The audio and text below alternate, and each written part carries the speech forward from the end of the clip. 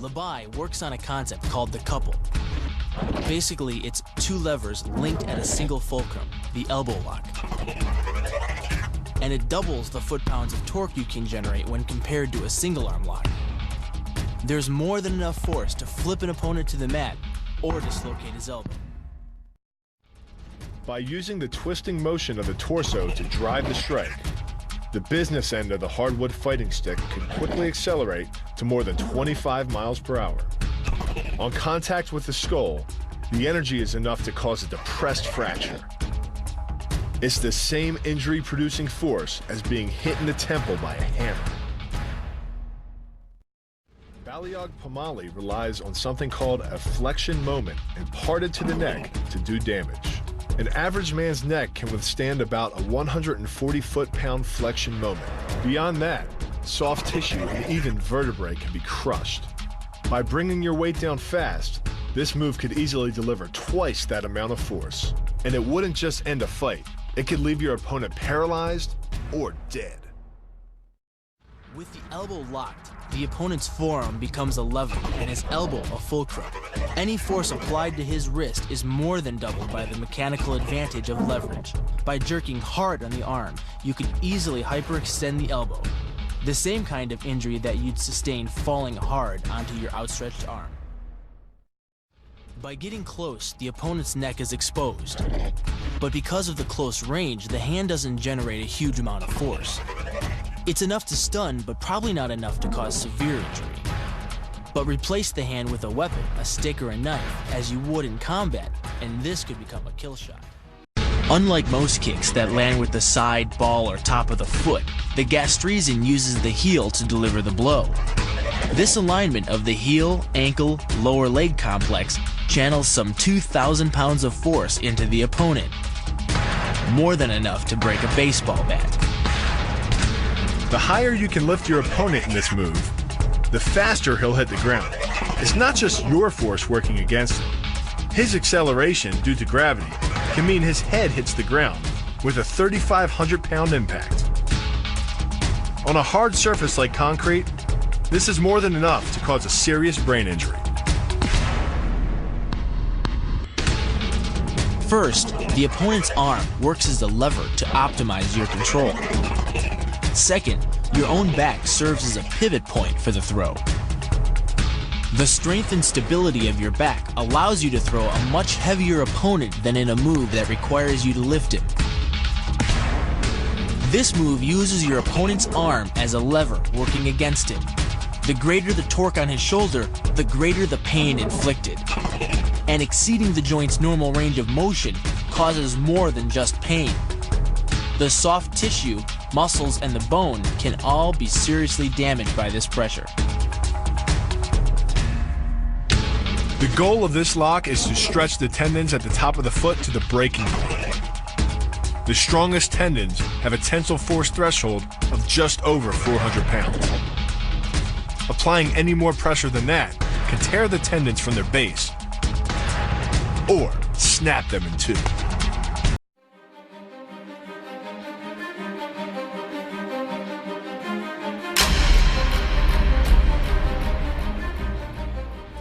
Works just like a crowbar, where your leg is the lever and your hip is the fulcrum. The trick is positioning your body in just the right place. If you're just an inch off the placement of your thigh and hip, the amount of energy needed to throw an opponent can more than double. But performed correctly, Uchimata requires almost no energy, yet it can deliver up to 5,000 pounds of force. If it weren't for the mat, a throw like Uchimata would be enough to cause serious injury or even paralysis. You use the strength of your legs to maintain your dominant position while you secure the choke. Just a few pounds of pressure on the collar of his gi is enough to reduce the blood flow to the brain to a trickle and end the match. Hold this move for 10 seconds and the fighter will black out. Hold it just a bit longer and he's dead. By bending the elbow across the fulcrum of your hips, you're subjecting the weak joint to the leverage of two strong forces. The pull of your thighs on his shoulder and your hands on his wrists. As little as 1,000 pounds of force can be enough to destroy the elbow. The leverage of the armbar can supply much more than that.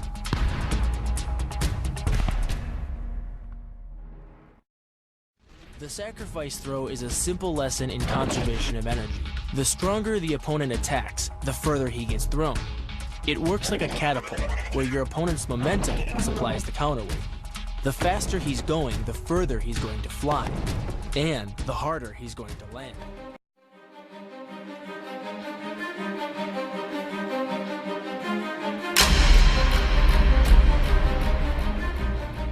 The throw works just like a crowbar, where your leg is the lever and your hip is the fulcrum. The trick is positioning your body in just the right place. If you're just an inch off the placement of your thigh and hip, the amount of energy needed to throw an opponent can more than double, but performed correctly, Uchimata requires almost no energy, yet it can deliver up to 5,000 pounds of force. If it weren't for the mat, a throw like Uchimata would be enough to cause serious injury or even paralysis. You use the strength of your legs to maintain your dominant position while you secure the choke. Just a few pounds of pressure on the collar of his gi is enough to reduce the blood flow to the brain to a trickle and end the match. Hold this move for 10 seconds and the fighter will black out. Hold it just a bit longer and he's dead. By bending the elbow across the fulcrum of your hips, you're subjecting the weak joint to the leverage of two strong forces. The pull of your thighs on his shoulder and your hands on his wrists. As little as 1,000 pounds of force can be enough to destroy the elbow. The leverage of the armbar can supply much more than that.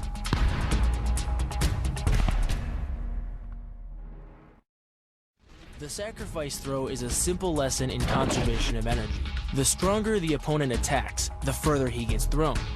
It works like a catapult, where your opponent's momentum supplies the counterweight. The faster he's going, the further he's going to fly, and the harder he's going to land. During the choke, your opponent is relying on his grip strength and outstretched arms to maintain the choke. The strength of your back and shoulder muscles is greater than the applied force of your opponent's hold, so it doesn't take much to break his grip. And the closer your hands are to your own neck, the greater the leverage. Because you don't have time to cock your arm in a surprise attack, bursting's effectiveness doesn't come from the rotational power of the torso. Instead, it's driven by the legs, which hurl you forward into your opponent.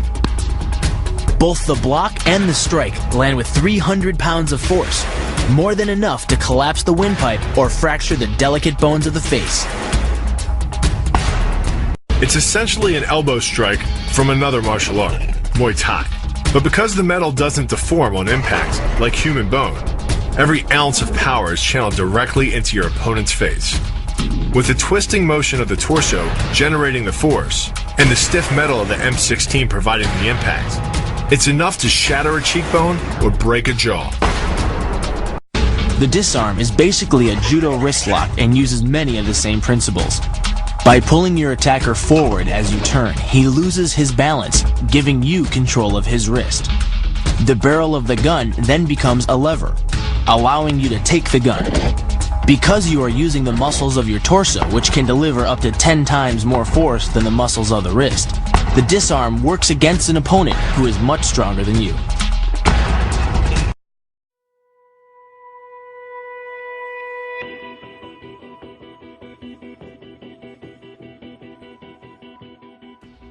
With the combined momentum of your forward step, the twist of your torso, and the swing of the rifle, the butt stroke can strike your opponent at over 18 miles per hour, carrying well over 550 pounds of force.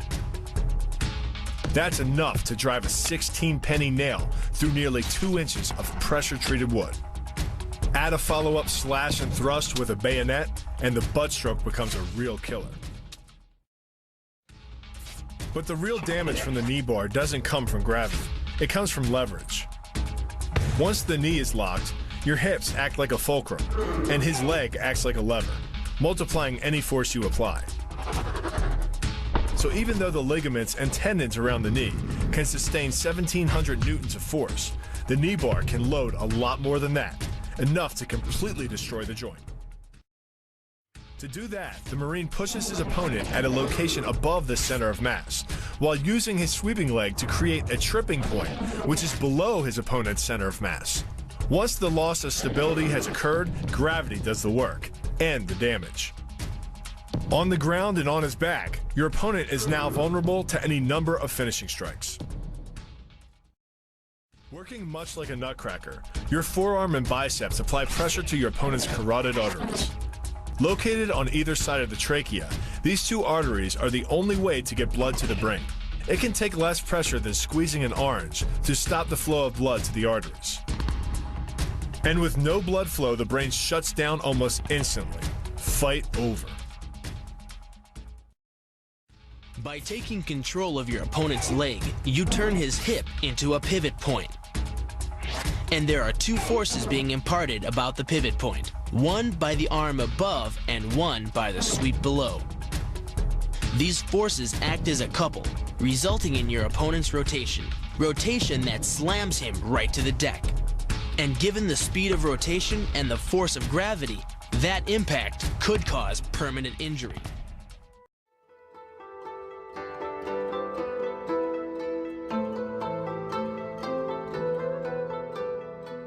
Hyperextension of the elbow, created by pulling back on the locked arm, virtually ensures that he will be taken down. The knee strike to the wrist dislodges the knife and further loads the elbow and shoulder. The technique can easily result in damage to the elbow joint, the tendons of the rotator cuff, or even a broken arm. The key to this move is turning your opponent's lower arm into a lever. By grabbing his arm during the initial attack, you set up the lever such that direct loading to his elbow joint is achieved. Once the elbow is locked and loaded, you can pull a much heavier opponent off balance by simply lowering your center of weight. With practice, the ninja can hit his intended target from distances as great as 45 feet. At impact, that's more powerful than a Major League Baseball pitch. This move is more about timing and precision than power. Instead of hacking through the limb, the first strike imparts an injury just a few inches below the elbow. The sword's razor-sharp blade easily slices through the soft tissue of the attacker's arm. This opens up his defense and provides the ninja a clean opportunity to deliver the kill stroke, a powerful shot to the top of his head.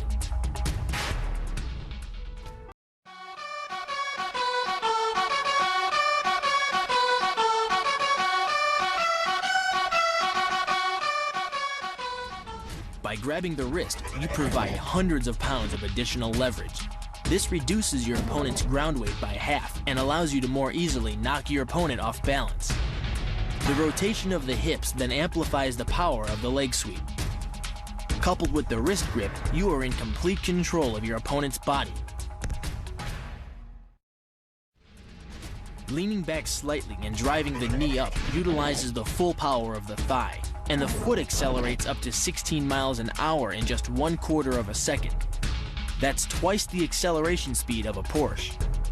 Coupled with the rotation of the hips, the kick can impart 450 pounds of force upon impact with the ribs. When executed perfectly, it's a motion similar to cracking a 2x4 with a sledgehammer. The calf crush works because of the ankle lock. Working in conjunction with your leg, it serves as a sort of high torque pinch point, imparting hundreds of pounds of force on the tibia and fibula. The tibia and fibula are some of the strongest bones in the human body, but creating this pinch point allows you to deliver enough force to easily break them, which leaves your opponent with two choices: tap out and admit defeat, or risk permanently losing the use of your leg.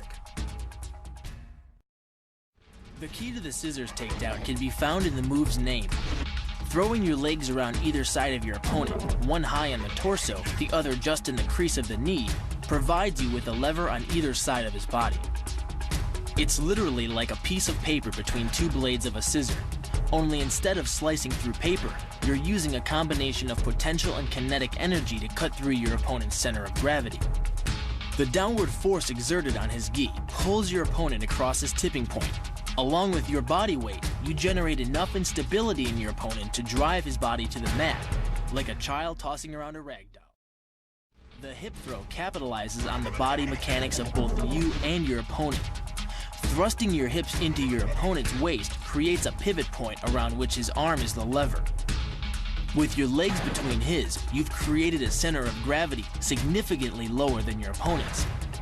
This imparts maximum instability and helps you maintain control while throwing him over your hip. The throw, coupled with the downward force of gravity, generates a speed of 8 miles per hour, which can create more injury-producing impact energy than falling down a small flight of stairs.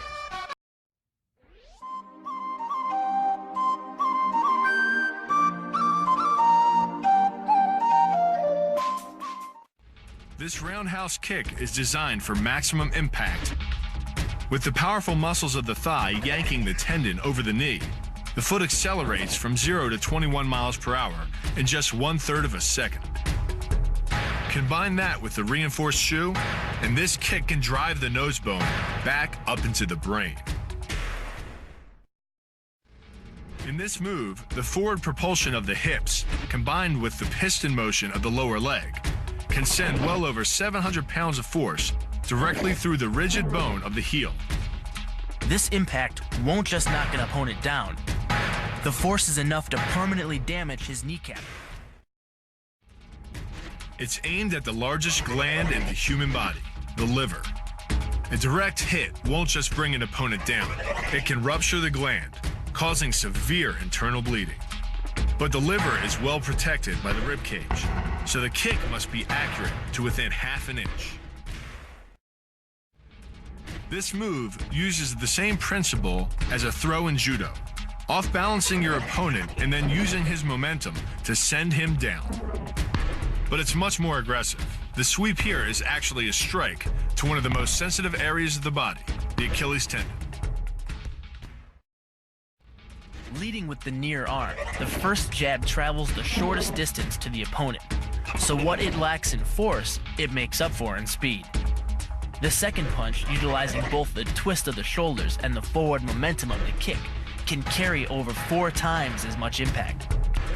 And just a few hundred pounds of force to the temple is enough to cause a knockout. The move is difficult but devastating. There's no opposing object to push against, so all the energy of the move must come from the momentum of the leap and the acceleration of the kick. The snapping motion of the lower leg functions much like a coiled spring.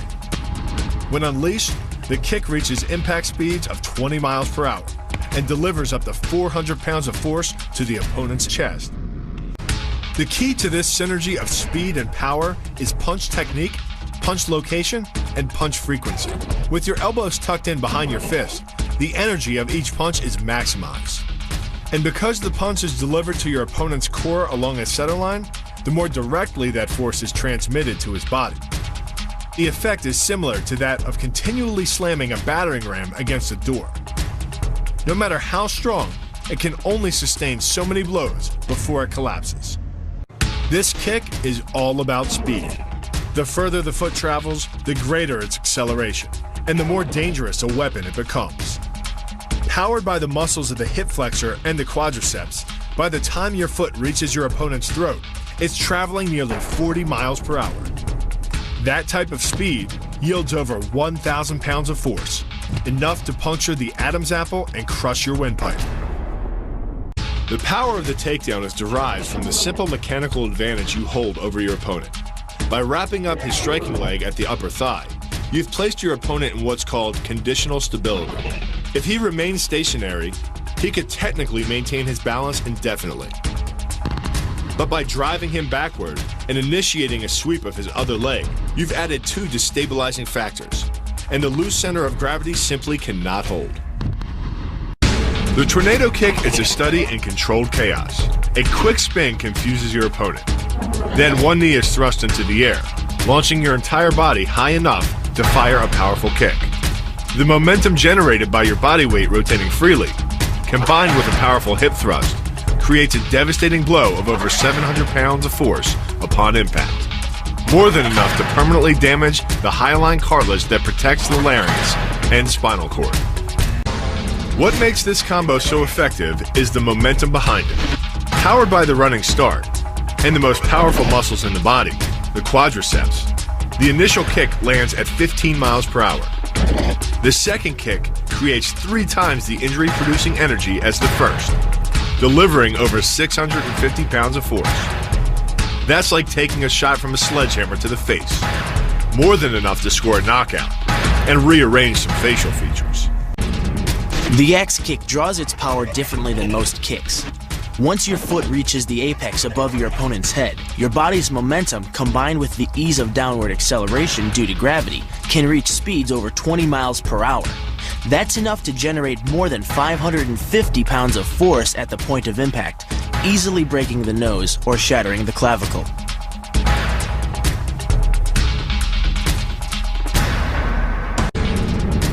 The power of this move comes from the spin. The rotation of the torso, combined with the foot at the extremity of that rotation, generates speeds of over 20 miles per hour.